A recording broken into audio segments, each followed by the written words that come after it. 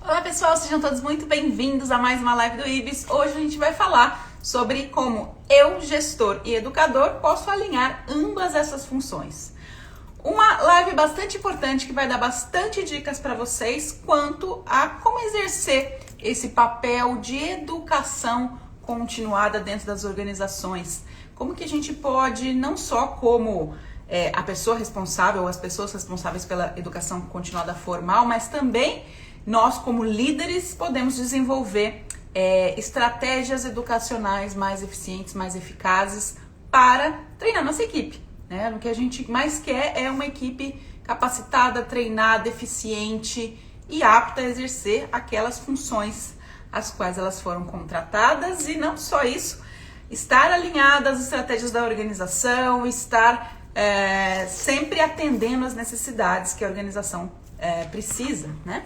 Então, dando as boas-vindas aqui, Jesualda, Danilo, Camila, Dani Almeida, já tem um monte de gente aqui, Eliette, Flávio, Jane, nossa, bastante gente, não dá nem pra eu contar todo mundo.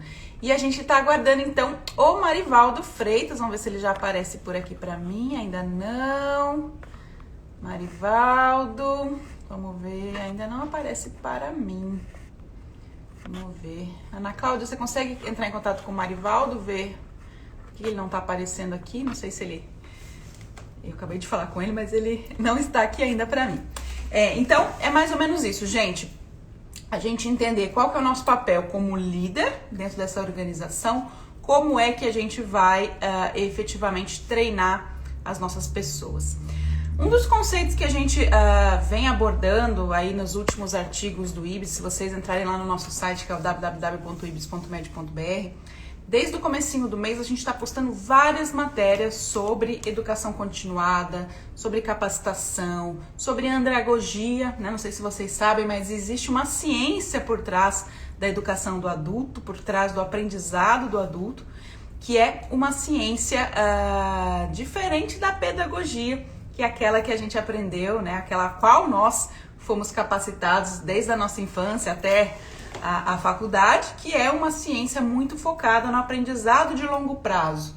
Né? Então, você aprende porque você tem que aprender, porque existe uma ementa para você cumprir, mas não te é dado muita opção, né? E nem te é dado muita justificativa do porquê que você está aprendendo, por exemplo, sobre gravidade nas aulas de física. Você simplesmente tem que aprender aquilo e tem que decorar e tem que, enfim, né, passar a prova, é mais ou menos isso.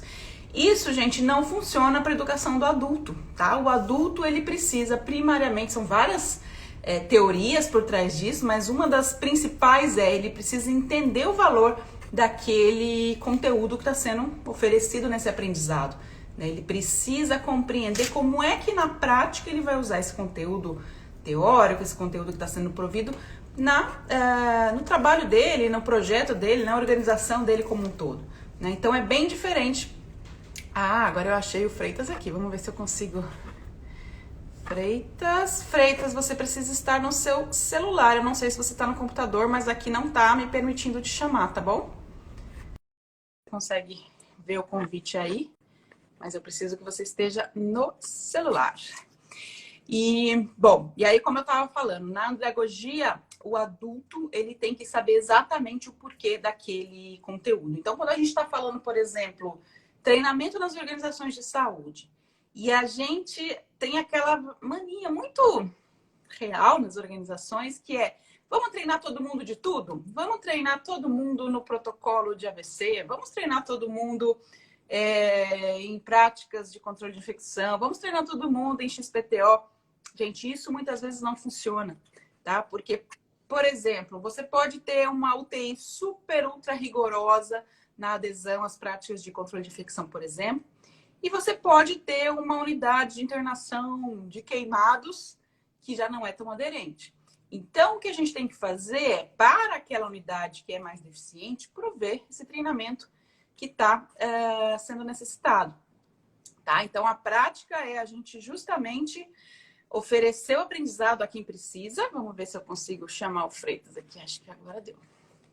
Oferecer a quem precisa e não gastar recursos com quem já tem isso muito bem aprimorado, muito bem inserido aí no seu dia a dia, na sua capacitação, tá? Olá, Freitas! Vira essa... Olá, Tudo bem? tudo bem, e você? Tudo bem, graças a Deus. Vamos apresentar, então, o Marivaldo Freitas. Ele é supervisor do Escritório da Qualidade do IFOR, na Rede D'Or São Luís. O IFOR, que é um hospital aí super maduro em gestão da qualidade, em acreditação, trabalha as práticas aí com uma vivência muito grande e tenho certeza que o Marivaldo vai agregar bastante valor, não só na nossa live, como também no nosso curso lá do dia 19, que lá para frente eu explico um pouquinho mais para vocês. Então, Marivaldo, eu estava aqui explicando para as pessoas o processo educacional do adulto, que é diferente, que a gente precisa dar um valor para aquilo que está sendo ensinado, que a gente precisa, né, de práticas diferentes daquelas que a gente tinha para ensinar uma criança, por exemplo. E aí, conta para a gente, então, vamos falar um pouquinho primeiro lá da sua experiência dentro do seu hospital. Como é que funciona essa educação dos profissionais, como é que eles são selecionados e já incorporados aí nas práticas de educação continuada? Conta um pouquinho para a gente. Bom, boa noite a todos. É um prazer enorme estar aqui com vocês, para poder agregar valores aí. Bem, no começo, nós tínhamos limitado muito o processo de educação continuada para equipes de enfermagem. Eu acho que isso é muito comum em muitas instituições, né? Focar muito na equipe de enfermagem, porque acaba sendo o maior time do hospital. Para a equipe de enfermagem, nós temos um processo de integração muito sólido, né? A gente fica uma semana com todo esse time, primeiro apresentando quais são os objetivos da instituição, os objetivos macro, e faz toda aquela parte de apresentação da instituição, onde a instituição está, quais são os seus protocolos, quais são as boas práticas de segurança do paciente. Com o amadurecimento, até mesmo do time, nós entendemos que isso poderia e deveria ser expandido para outros times, não apenas para o time de enfermagem. Então, a gente procura hoje fazer um modelo de integração que atinja aí todos os times, independente da equipe em que ele vai ser inserido. Esse foi um pontapé inicial que nós achamos bem interessante, até para fortalecer o todo, é o que a gente busca hoje. E como é que esses líderes que não eram da enfermagem encaram esse processo? Como, meu Deus, mais uma coisa para a gente gerenciar, ou não, que legal, isso vai agregar valor e sistematizar o nosso processo? Como que foi? Olha, nós não tivemos nenhum tipo de resistência, até porque nós começamos também o processo de formação dos líderes. Eu sempre costumo dizer que participar de um momento de acreditação hospitalar facilitou muito porque nós usamos a acreditação como uma ferramenta de gestão. Então, primeiro nós começamos com a liderança, até apresentando também de uma forma bem explícita e usando a andragogia, sobre a importância de entendermos qual é o objetivo da instituição. E que o processo de acreditação não é necessariamente para se obter uma certificação. É uma ferramenta de gestão que promove mudanças. E eu não gosto muito de usar o termo capital humano, né? Mas o capital intelectual da empresa, ele é formado tanto pelo ambiente interno, aí nós temos a estrutura, o ambiente externo, que é a percepção dos nossos clientes, e o capital humano. E eles entenderam, isso desde a alta administração, que o capital humano é a parte mais nobre da empresa, e que nós precisamos investir em pessoas. A acreditação como ferramenta de gestão nos fez ver que nós precisamos buscar sempre inovação. E inovação está vindo através de pessoas. Então, é muito importante a formação dessas pessoas, a formação desses times, independente da equipe que ele esteja inserido. Então, foi muito bem aceito. Eles até percebem uma diferença quando há esse momento da integração, porque muitos colaboradores novos vêm com as suas experiências de outras instituições, ou até mesmo totalmente sem experiência. Então, vêm muito apreensivos, né? Algumas culturas que são disseminadas, e isso a gente é um desafio constante, quebrar essas culturas e mostrar para eles uma cultura segura, uma cultura não punitiva, uma cultura de de engajamento, de pertencimento. Então, até os próprios novos colaboradores ficam encantados, literalmente, com essa percepção de que eu faço parte do time. Eu não sou um número, eu sou um participante desse time, eu tenho a minha responsabilidade e eu posso fazer mais por essa empresa quando eu estou inserido nesse todo. Eu costumo dizer, Alexia, que quando as partes se enfraquecem, eu acabo enfraquecendo um todo. E quando eu fortaleço essas partes, isso é refletido no todo, tanto na qualidade percebida quanto na qualidade técnica. Independente de onde eu esteja inserido, eu faço o mais pelos meus pacientes. Veja, quando a gente fala de times, eu vejo o time de enfermagem específico.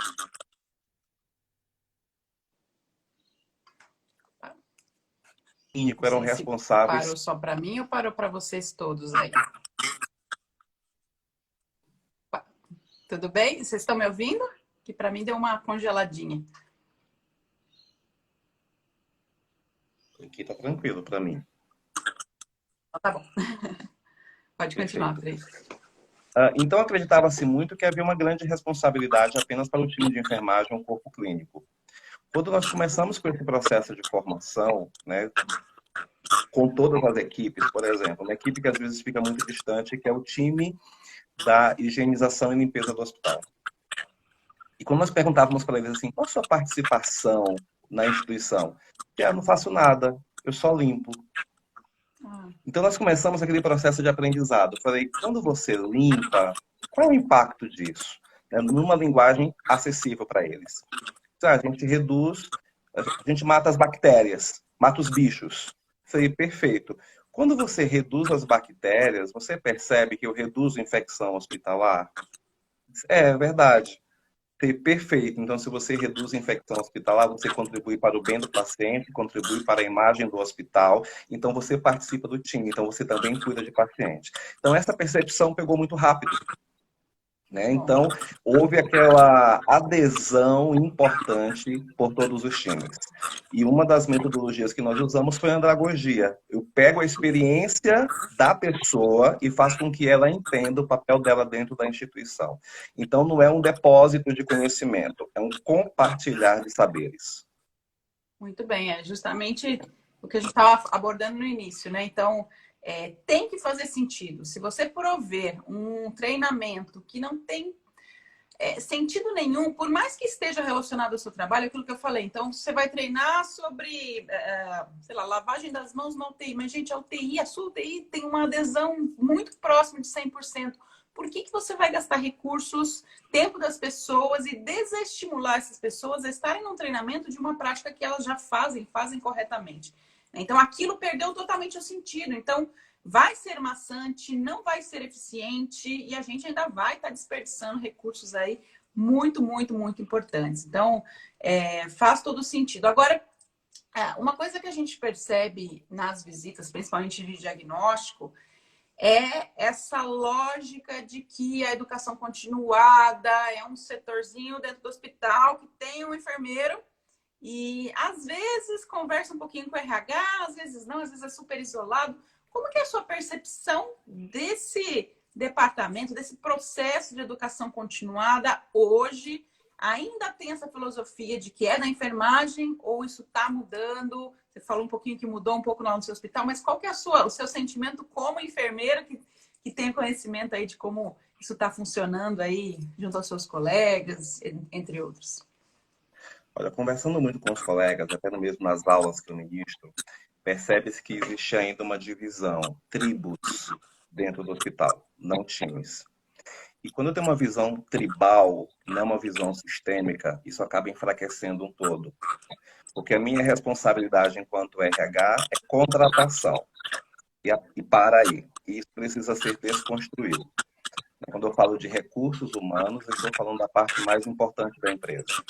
Então, se eu quero buscar talentos, se eu quero buscar inovação, se eu quero buscar pertencimento, engajamento dos times, eu tenho que perder esta visão tribal.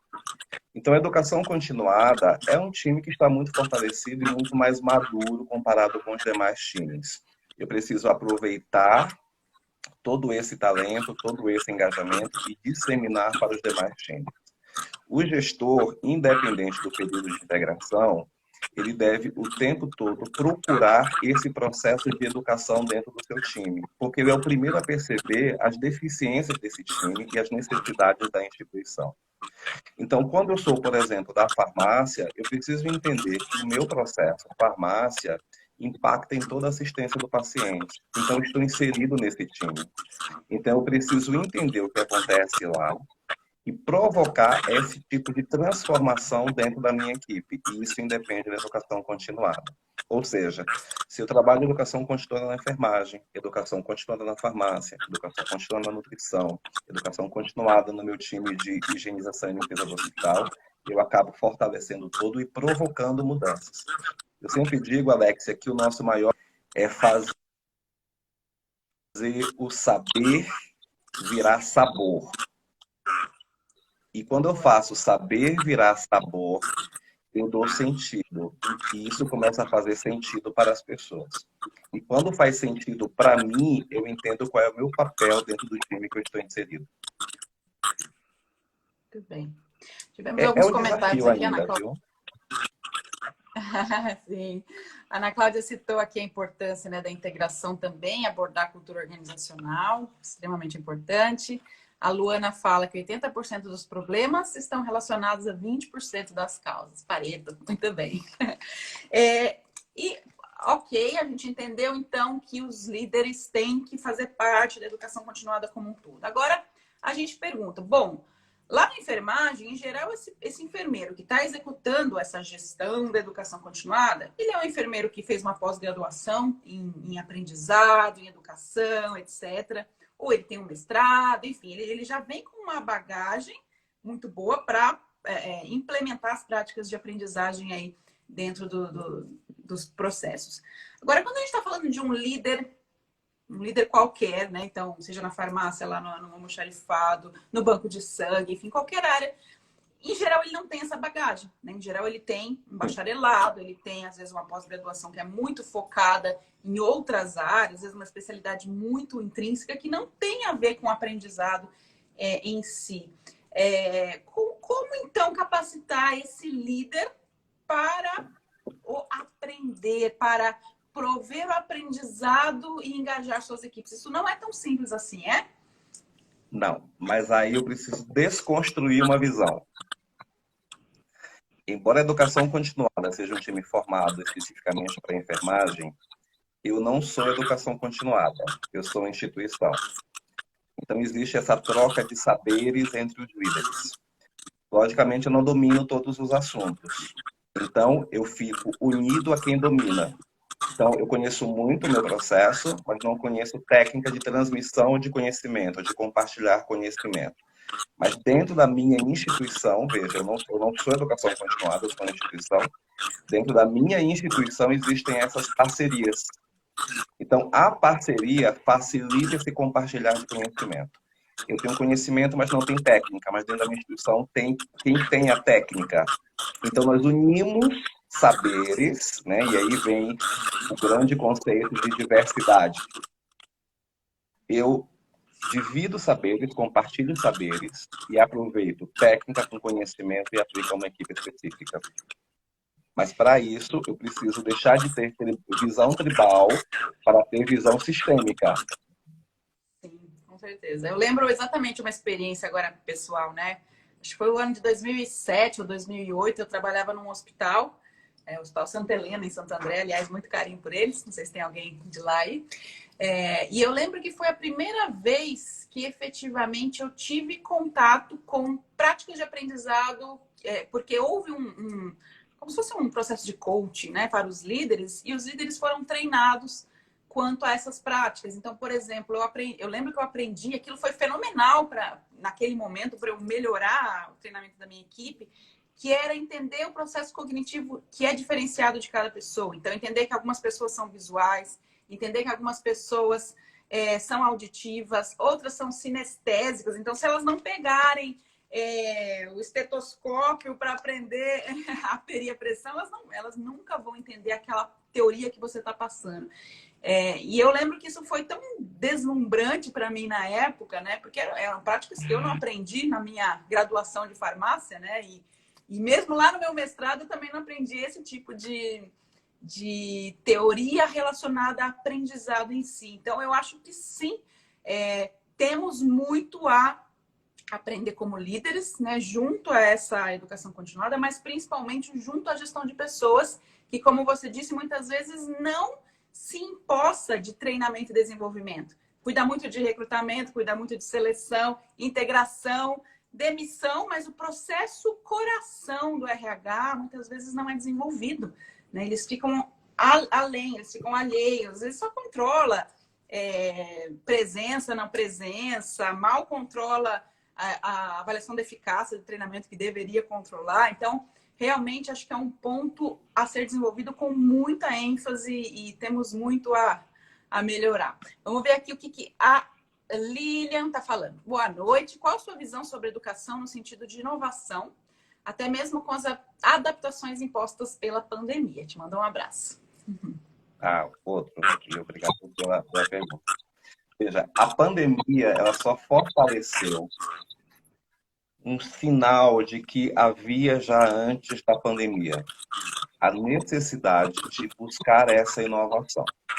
Quando a gente pensa em planejamento estratégico da instituição, a grande maioria das empresas acaba utilizando o BFC, que é dividido em 4 perspectivas.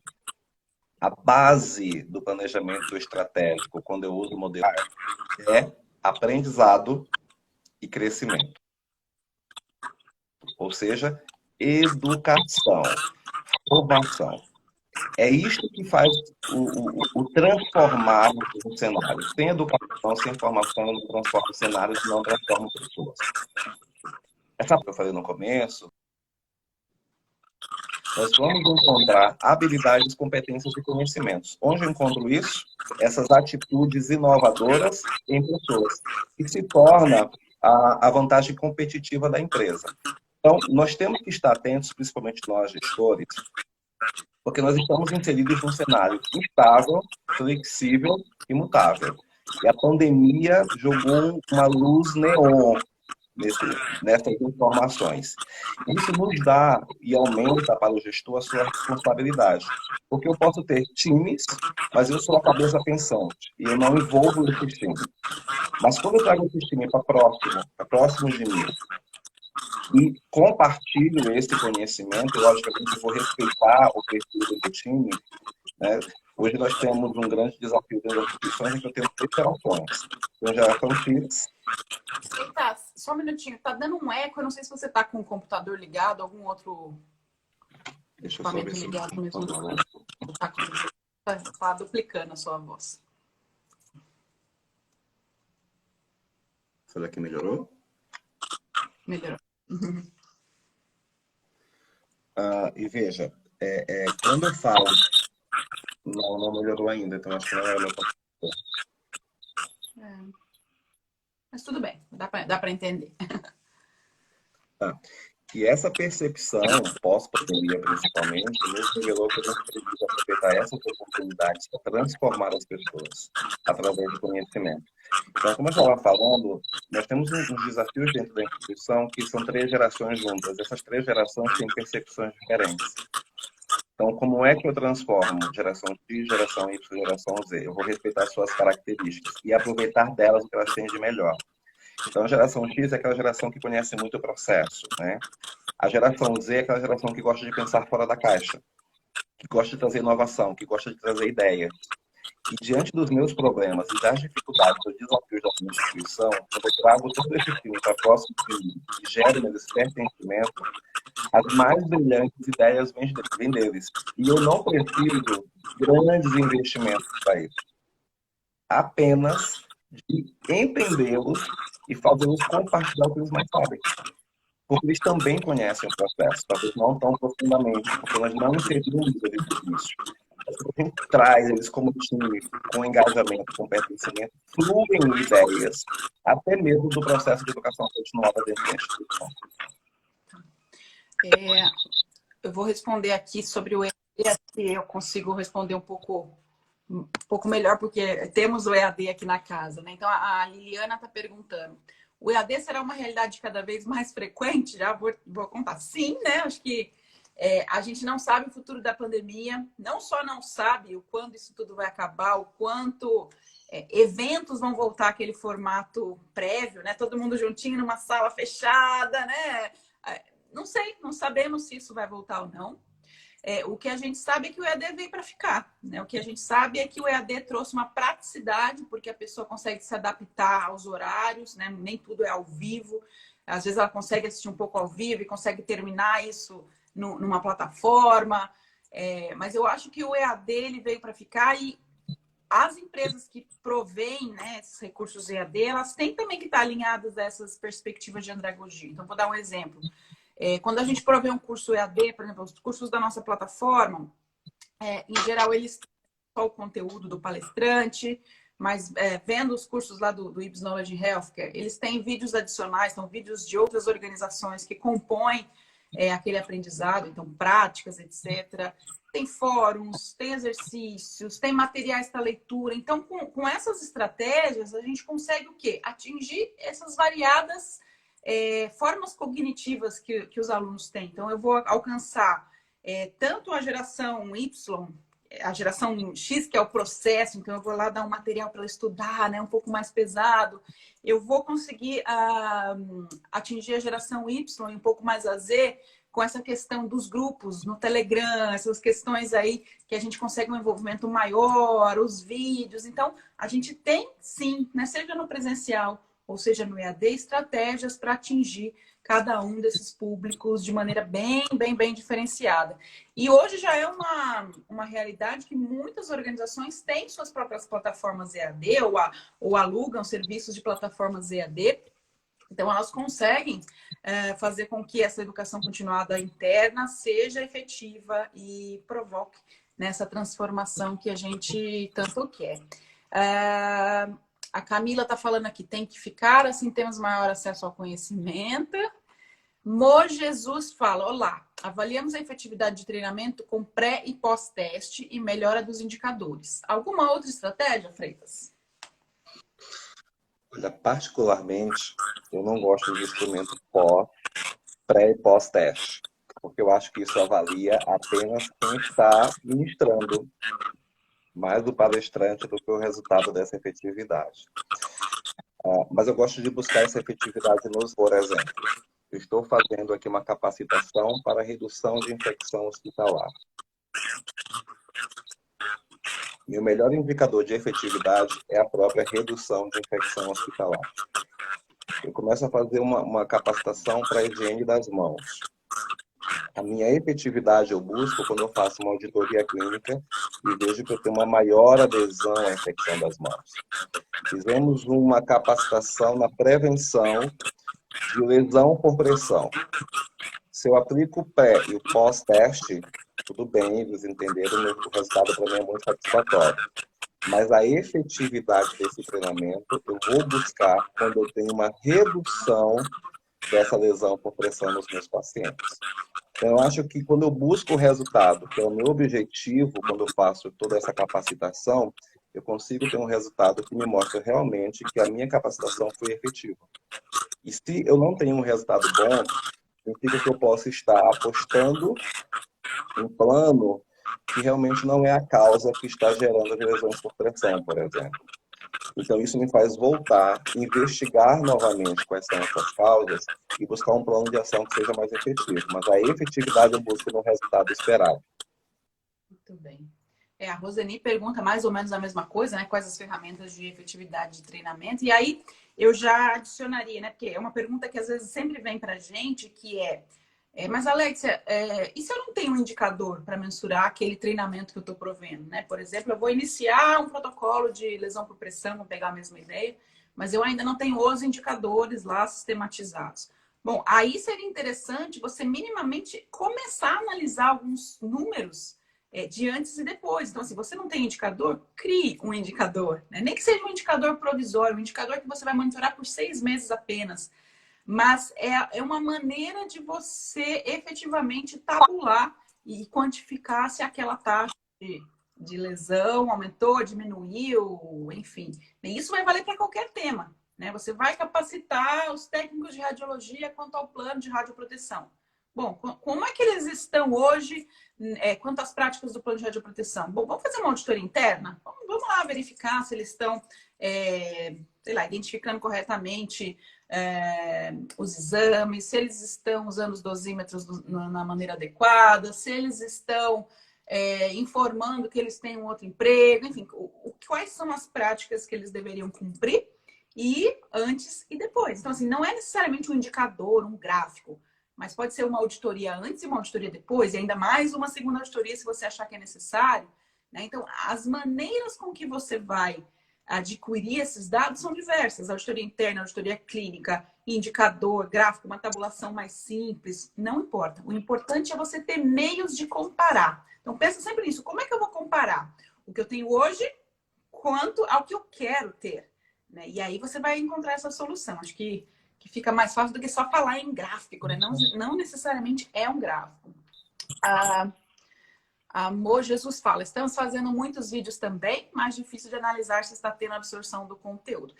Na questão do EAD, muitas vezes você tem as provinhas, né, pós-aprendizado, e é uma maneira que você tem de garantir que esse aluno passe de uma etapa para outra. Por isso que no EAD, em geral, você tem fragmentação de aulinhas muito curtinhas, né? 15 minutos de aula, 20 minutos de aula, uma provinha, mais 20 minutos de aula, uma outra questão, porque você vai garantindo que aquela pessoa absorveu aquele conhecimento.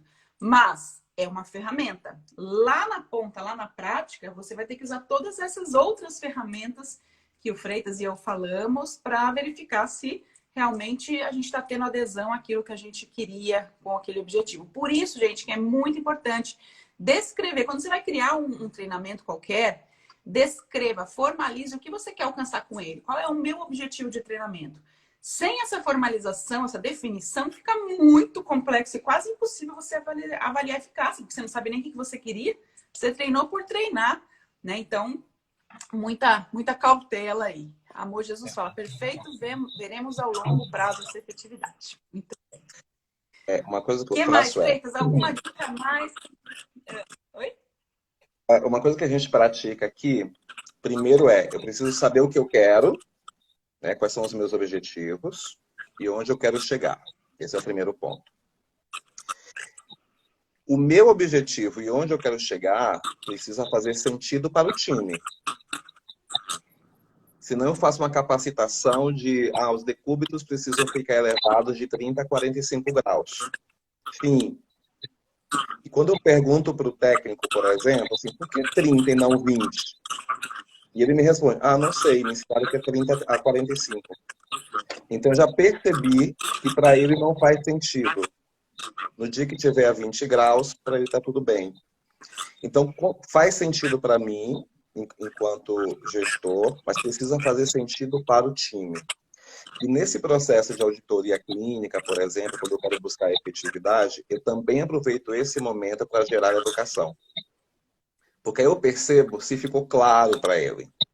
Né? E isso também eu faço, Alex, eu acho interessante o método que nós desenvolvemos aqui, quando eu faço auditoria interna. Como eu conheço os adultos, né, e a minha geração, nós sempre tivemos aversão à prova. Quando eu disse, vamos fazer uma prova, né, perdíamos o sono. E minha mãe sempre foi muito exigente. 8 não era nota, tinha que ter 9 ou 10. Então, prova para mim sempre gerou um certo transtorno. Eu tirei o nome auditoria e coloquei avaliação educativa. Então, quando eu vou fazer esta avaliação para ver a efetividade, por exemplo, eu encontro alguma coisa não conforme, eu chamo o colaborador. Novamente discutimos. E eu entro com perguntas para saber se faz sentido para ele. Então, por exemplo, identificação segura, nome completo e data de nascimento. E às vezes eu encontro lá um Maria AP dos Santos. Eu chamo o colaborador. E temos protocolo de identificação segura na instituição? Temos. O que é que ele diz? Nome completo e data de nascimento. Ele faz sentido para você porque eu preciso conferir o nome completo e a data de nascimento? Por que eu tenho que fazer isso? Porque eu corro o risco de trocar os pacientes. Falei, perfeito. Existe alguma dificuldade para você? Não. Ok, vamos olhar junto essa placa beira-leito. Quando ela olha, ela diz, tem uma falha ali, não é? Tem uma falha ali. O que podemos fazer para corrigir? Eu disse, não, apenas uma falta de atenção. Já corrijo agora. E quando eu volto novamente, eu já não encontro mais essa deficiência. E aí entra a segunda parte que eu também achei muito estratégica. Nós estamos capacitando os nossos colaboradores para que eles sejam reprodutores de conhecimento, para que eles também compartilhem. Então, eu não preciso ficar o tempo todo avaliando. Eles começam a averiguar se há alguma fragilidade e eles corrigem com essa mesma explicação. Eles perguntam para o colega, faz sentido para você? Entendeu? Então, isso provocou mudanças. Muito bom. Bom, lá no dia 19 de outubro, que é... Nossa, já tá quase aí 2 semanas e meia, né, para chegar. 19 de outubro a gente vai fazer, então, um curso que chama-se Treinando o Treinador, Capacitação para Facilitadores de Educação Continuada, que não é só a enfermagem, já entendemos aqui ao longo de quase 1 hora de conversa, não é só a enfermagem. Então, é uma capacitação, gente, que a gente vai prover para qualquer líder, tá? Seja coordenador, supervisor, líder de processo, gestor, gerente, enfim. Quem tem essa atividade de ensinar dentro da sua unidade assistencial, dentro da sua farmácia, do seu banco de sangue, é um futuro aluno desse curso, tá? Então, que fique bem claro que a gente vai justamente falar desses conceitos, né? Andragogia, quais as melhores técnicas, como ensinar com maior efetividade. Vamos ter nesse curso Freitas, que está aqui com todo esse conhecimento, e a Ana Cláudia também Pádua, que é gestora de RH, especialista em treinamento e desenvolvimento, além de ser trabalhadora do IBS, mas que tem uma expertise de longa data aí, treinando, capacitando pessoas em grandes empresas, não só de saúde. Então, tem uma bagagem bastante grande que o Freitas, como enfermeiro, e ela, como gestora de RH, vão passar nesse curso. É um curso que faz parte da trilha de governança clínica. Então, lembrem que governança clínica é algo muito maior, é algo que dá o suporte para que a governança corporativa da organização funcione, para que dê sustentabilidade, para que a organização garanta eficiência, efetividade, segurança do paciente como resultado final. Então, faz todo sentido a gente falar de desenvolver pessoas quando a gente está falando de governança clínica. Então, fica o convite para todos vocês. Lá no www.ibis.med.br, vocês podem clicar aqui no endereço da bio. Vocês vão ter as inscrições, vocês podem ver a ementa. Conta um pouquinho, Freitas, o que você vai falar nesse curso? Qual que é a sua parte? Quais são os seus temas que você vai desenvolver? Bom, vamos falar um pouquinho sobre andragogia, que é a arte de ensinar adultos.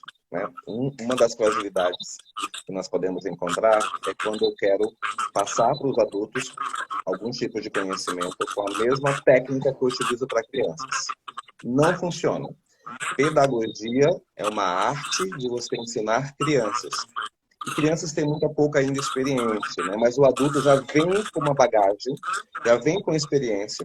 E a andragogia me ensina a utilizar a experiência do adulto para transformá-lo e fazê-lo agente de transformação. E também a pergunta que a gente mais ouve, né? Sobre efetividade do meu treinamento. Como eu posso treinar? Como eu posso identificar quais são essas necessidades? Por onde eu começo? E como eu sei se o meu treinamento, a minha capacitação, o meu compartilhar de conhecimentos foi efetivo ou não, e como isso está alinhado ao objetivo estratégico da empresa. E qual é o meu papel enquanto gestor? Eu tenho que esperar somente pela educação continuada? E se eu não sou da enfermagem, como é que eu desenvolvo isso? Então, vão ser aí alguns momentos importantes, divertidos e de muito aprendizado, com muita agregação de valor.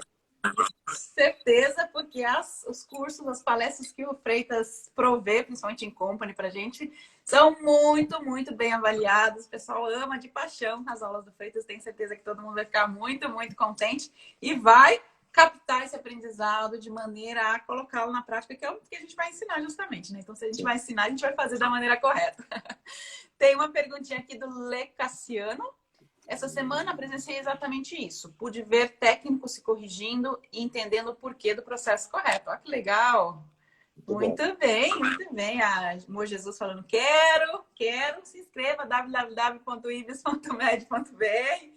E não se esqueça que quem é cliente IBIS ou quem é ex-aluno do IBIS tem desconto, quem é parceiro do IBIS tem desconto. A gente tem uma lista enorme de descontos que, em geral, engloba todo mundo.